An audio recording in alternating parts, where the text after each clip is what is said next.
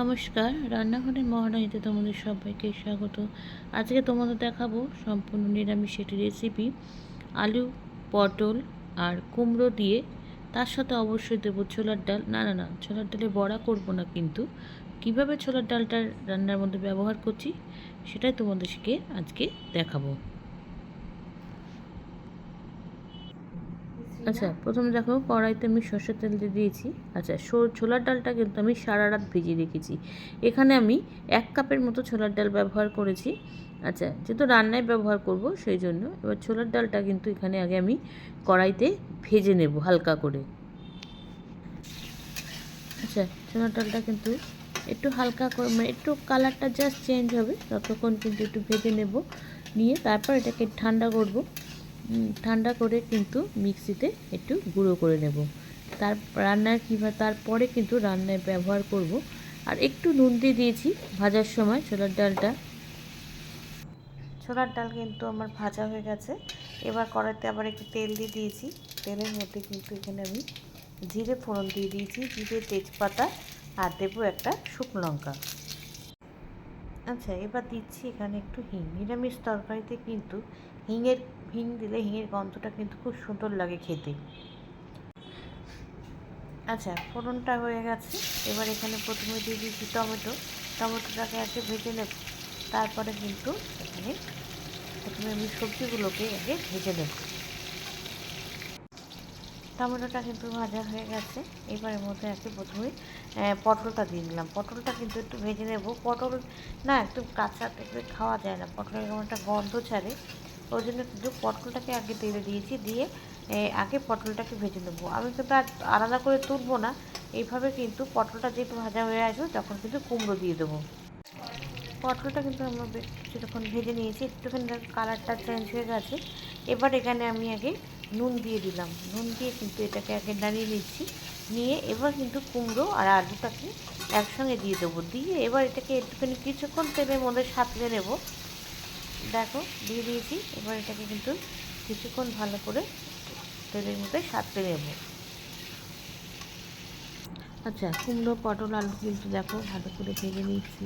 এবার এর মধ্যে নুন যেহেতু দিয়েছি সেটা নুন দেবো না, দিয়ে দিচ্ছি এখানে আগে হলুদ গুঁড়ো। এবার দিয়ে দেবো এখানে জিরে আর ধনের গুঁড়ো। এটা যেহেতু আমার একসঙ্গে মিশিয়ে রাখি সেগুলো কিন্তু আলাদাভাবে দিই না, একসঙ্গে কিন্তু দিয়ে দিয়েছি হলুদ আর জিরের গুঁড়ো দিয়ে। এবার এটা মশলাটাকে কিন্তু ভালো করে এবার তেলের সাথে কষিয়ে নেব। যেহেতু সবজিটাও দিয়ে দিয়েছি, তেমন তিনটে সবজির সাথে কিন্তু মশলাটা এখানে একসঙ্গে কিন্তু কষিয়ে নেব। আচ্ছা, দেখো খুব ভালো করে কিন্তু মশলা দিয়ে কষিয়ে নিয়েছি। এখানে কিন্তু আমি একটু কাঁচা লঙ্কাও দিয়ে দিয়েছি। আর এবার জলটা কিন্তু আমি একটু গরম করে রেখেছিলাম, এবার আন্দাজ মতো কিন্তু জল দিয়ে দিলাম। আচ্ছা, ঝোলটা ওখানে ফুটে থাক। এবার ছোলার ডালটা কিন্তু ঠান্ডা হয়ে গেছে। আমি এখানে একটা মিক্সি নিয়ে নিয়েছি। মিক্সিটা কিন্তু এবার ছোলার ডালটা ঢেলে নিলাম। নিয়ে কিন্তু এবার এটাকে কিন্তু জল ছাড়া আমি এখানে গুঁড়ো করে নেব। আচ্ছা, দেখো ছোলাটা কিন্তু আমার একদম কিন্তু গুঁড়ো করা হয়ে গেছে। ছোলার ডালটা একটু ফাইন কিন্তু গুঁড়ো করে নিয়েছি। ঝোলটা কিন্তু ফুটে উঠেছে, আর ঝোলে কিন্তু সবজিগুলো কিন্তু মোটামুটি সেদ্ধ হয়ে গেছে। এবার দেখো যে ছোলা ডালটা গুঁড়ো করে রেখেছিলাম সেটা কিন্তু এবার ঝোলের মধ্যে দিয়ে দিচ্ছি।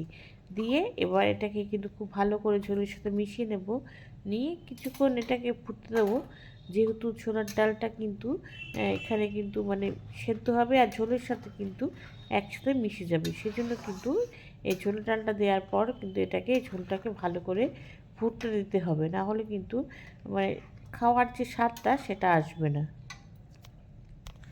আচ্ছা, রান্নাটা কিন্তু আমার হয়ে এসেছে। এবার কিন্তু আমি এখানে একটু ঘি দিয়ে দেবো। নিরামিষ তরকারি মানে কিন্তু ঘি আর গরম মশলা দিতেই হয়, তাই এখানে কিন্তু শেষে একদম ঘি দিয়ে দিচ্ছি। আর সব কিছু কিন্তু আমার সিদ্ধ হয়ে গেছে। আর ডালটা দেওয়ার জন্য কিন্তু ঝোলটা বেশি একটু ঘন হয়ে এসছে। এবার কিন্তু আমি আর ফুটতে দেবো না, এই অবস্থায় কিন্তু নামিয়ে নেব। এবার দেখো, তাও দেখে নিচ্ছি যে সবজি সেদ্ধ হয়েছে কিনা। সবই কিন্তু আমার সেদ্ধ হয়ে গেছে। আচ্ছা, অভিনব পদ্ধতিতে ছোলার ডাল দিয়ে আলু পটল কুমড়োর তরকারি কিন্তু খুব সুন্দর, নিরামিষের দিনে কিন্তু খুব সুন্দর খাবার। তোমরা কিন্তু বাড়িতে একবার অবশ্যই ট্রাই করো, দেখবে লুচি আর পরোটা বা রুটির সাথে কিন্তু দারুণ জমে যাবে। তাহলে কিন্তু রান্না করে আমাকে জানিও লাইক কমেন্টস আর শেয়ারের মাধ্যমে।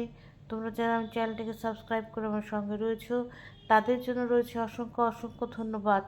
যারা করোনি তারা প্লিজ চ্যানেলটিকে সাবস্ক্রাইব করে আমার সঙ্গে থেকো। তোমরা সবাই সুস্থ থেকো, সাবধানে থেকো, ভালো থেকো। চলি, টাটা। দেখা হচ্ছে পরবর্তী নতুন কোনো রেসিপিতে তোমাদের সঙ্গে।